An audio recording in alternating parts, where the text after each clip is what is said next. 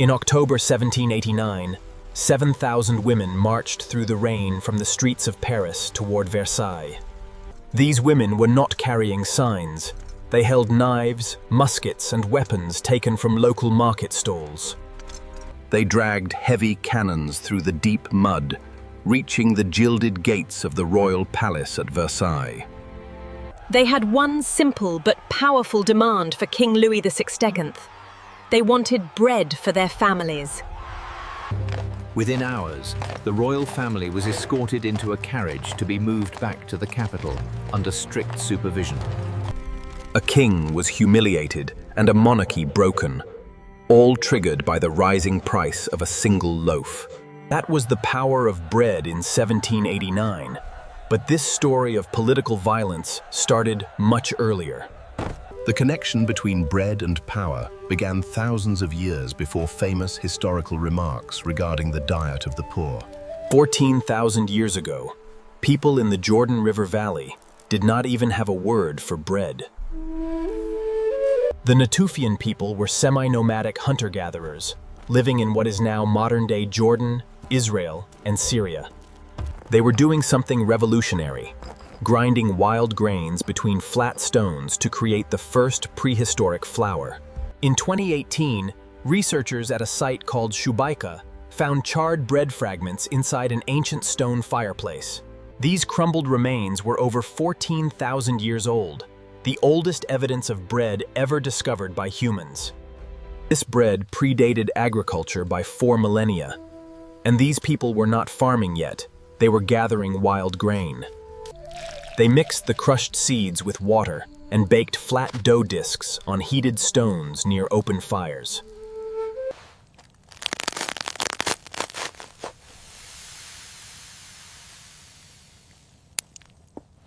However, it was portable and calorie-dense, lasting much longer than raw grain, providing a massive survival advantage. For people spending their days hunting gazelle and foraging, having food you could carry was a genuine breakthrough. Making this bread was brutal work, requiring hours of grinding grain between 2 heavy, rough stones. Skeletal remains show severe wear on knees and backs, a physical mark left by the labor of bread. The flour contained stone fragments that wore down human teeth over years of eating this ancient staple food. Despite the effort, they kept making it, crushing grain and mixing dough to feed their growing prehistoric communities. Bread didn't just come from farming. Some believe the desire for bread is why humans started farming grain. Over thousands of years, villages formed near wheat fields, and permanent settlements grew around communal grain stores. Large grain surpluses needed organization and protection, leading to the first structures of social hierarchy and leadership. By 3000 BCE, the Egyptians had turned bread-making from a simple survival task into a complex art form. Bakeries along the Nile produced over 50 varieties of bread, using different grains, shapes, and unique flavors.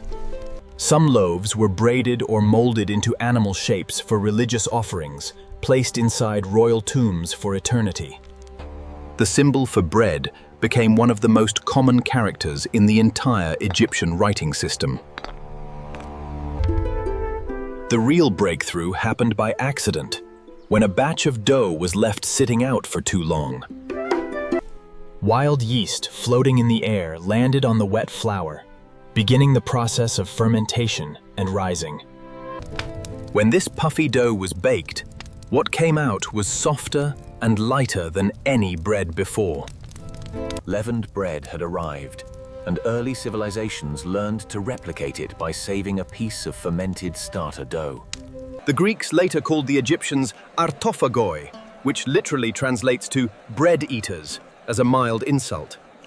The Egyptians turned bread into something more useful than food. They turned it into a form of currency. Pyramid workers were paid in bread and beer, receiving daily rations of 10 loaves for their hard labor.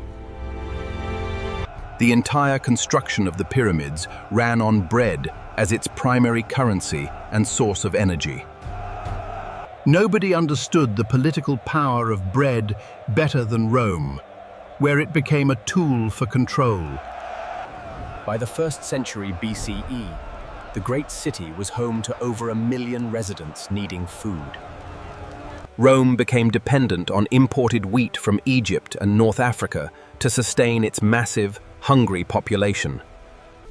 Wild yeast floating in the air landed on the wet flour, beginning the process of fermentation and rising.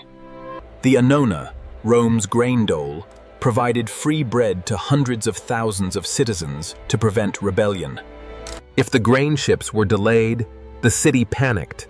If they were lost, the people rioted instantly. The political logic was simple. Keep the population fed and entertained, and they will not overthrow you. Aspiring politicians won elections not with speeches, but by promising cheaper or more plentiful bread for all. Roman bakers were eventually locked into their profession by law, their children inheriting the obligation to bake. The annona, Rome's grain dole, provided free bread to hundreds of thousands of citizens to prevent rebellion. The Western Roman Empire collapsed, and the city that once fed 1 million shrank to fewer than 50,000.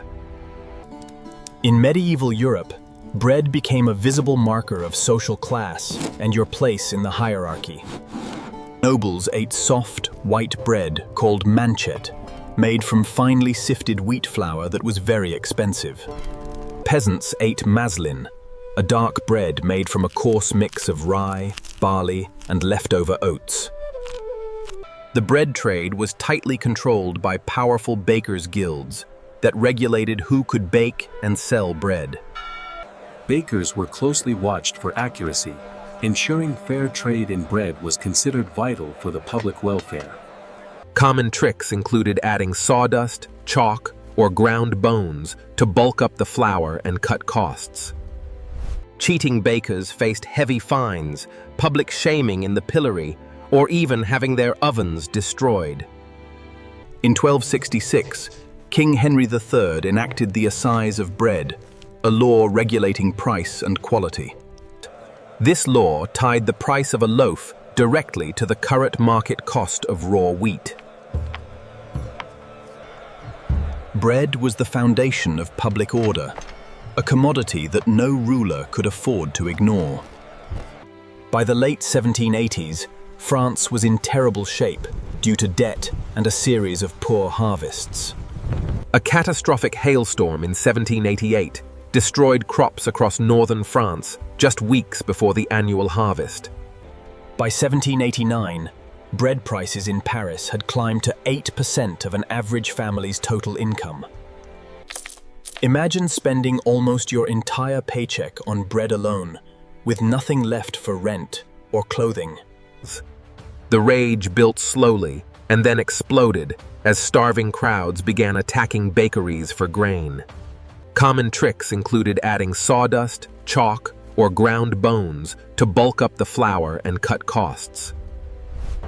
On October 5th, the Women's March began, a defining moment that fueled the French Revolution. The 9th or 10th century brought an industrial shift to bread, changing how flour was produced forever. For thousands of years, grain had been ground between heavy stones in local, water-powered mills. Two steel roller mills from Hungary could crush wheat kernels more efficiently than any stone mill. These mills could separate the white, starchy endosperm from the darker, more nutritious bran and germ. Suddenly, pure white bread became affordable for ordinary people for the first time in history. Railroad networks carried cheap white flour from centralized industrial mills to cities across the entire world. But stripping away the bran and germ removed the vitamins that made bread a complete food. Vitamins were missing, leading to higher rates of diseases like beriberi and pellagra in urban populations. Governments responded by mandating that white flour be enriched with synthetic vitamins to replace what was lost. In 1961, the Chorleywood process was developed. allowing a loaf to be made in under 4 hours. This process used intense mechanical mixing and chemical additives to produce softer, cheaper loaves at scale. Critics argue that industrial bread is barely bread at all, containing emulsifiers and preservatives unknown to ancient bakers. In early 2011, significant social movements emerged, driven by economic challenges and rising food prices. The average Egyptian eats 300 pounds of bread per year, making it a critical political issue. When bread prices rise, governments fall. This has been a recurring pattern throughout modern human history. Bread is the oldest social contract, the one food that can build or transform a civilization. From ancient monuments to historical shifts, bread remains at the center of the human story and power. As long as we rely on grain, bread will continue to be the pulse of our global society. Thank you for joining us on this journey through the history and political power of bread.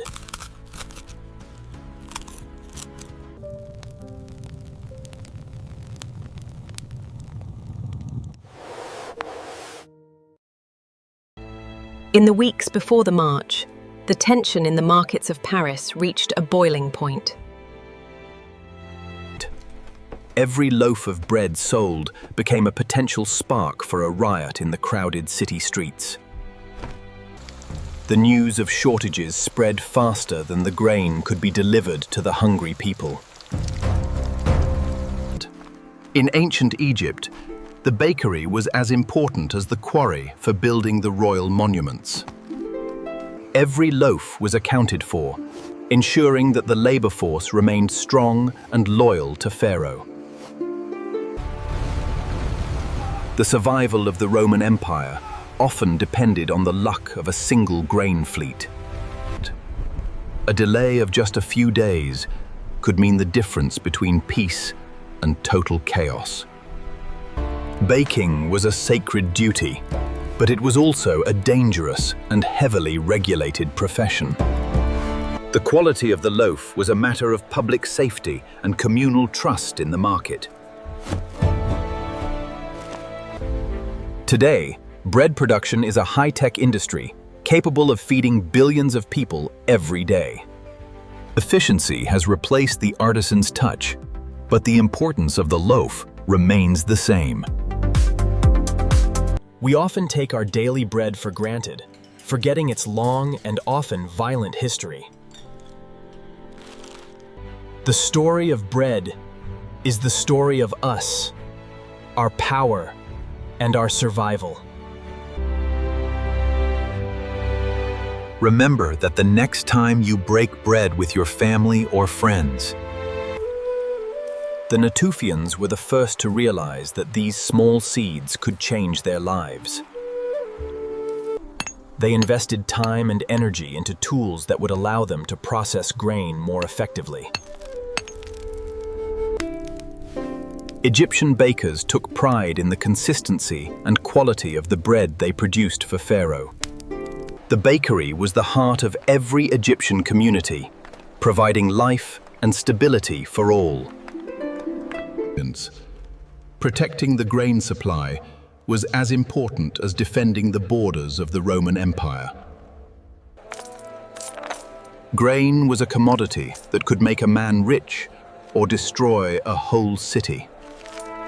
Monasteries kept the secrets of bread making alive during the darkest periods of European history. For them, bread was both physical sustenance and a spiritual symbol of their faith and devotion. The bakers of Paris were caught between the demands of the people and the lack of grain. This simple loaf became a symbol of everything that was wrong with the French monarchy.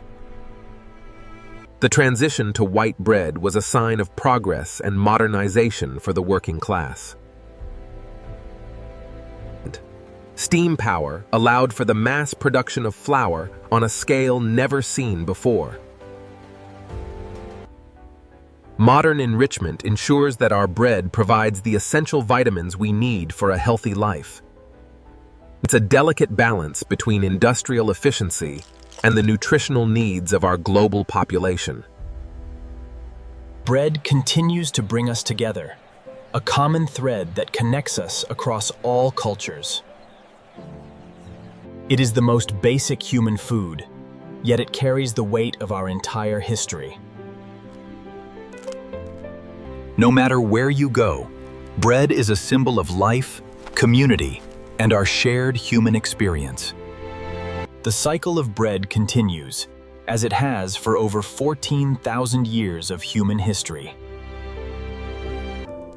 Thank you for watching this exploration of the power and history of our daily bread.